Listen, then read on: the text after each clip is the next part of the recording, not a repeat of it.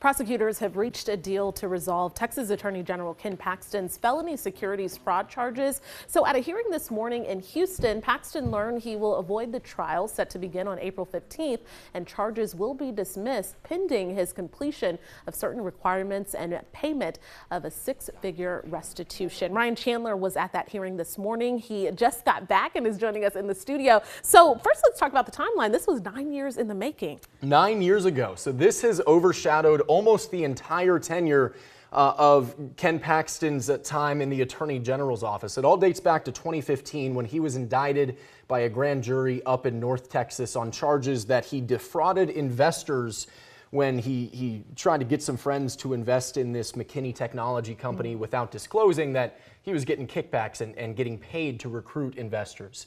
That was 2 felony charges. There was a third felony charge for failing to register with the state securities board when he did all this. So put all those together and it could put him in prison for up to 99 years. So there was a lot of incentive to avoid trial, and that's part of why they came to this deal today. Okay, so we know the case isn't fully dismissed just yet. Walk us through this deal, what it entails. So there's 2 important misconceptions to clear up here. This is not a plea deal, so it didn't require that Paxton admit any kind of guilt, and it is not a complete drop of the charges. It is a dismissal on the condition that he completes certain criteria. Those are 100 hours of community service, which the prosecutor said will likely be at a food kitchen or a soup pantry, you know, up near his home in Collin County.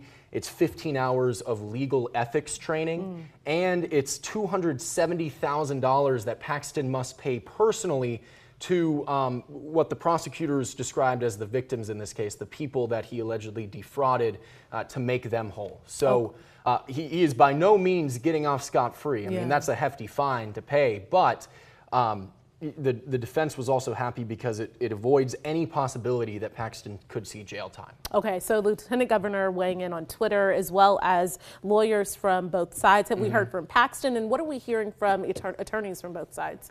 Both sides are happy with this. They both described this as a win.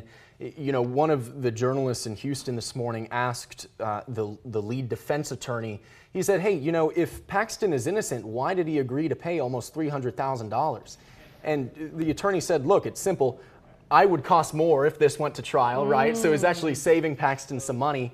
And this deal avoids any possibility that he could go to jail. So, you know, if you're Paxton, it's a pretty sweet deal. And then if you're the prosecutors, they described that this is the only way to directly get some kind of compensation for the people that they say were defrauded by Paxton. This is a direct benefit to them. So, you know, it's a win-win at the end of the day if you ask them.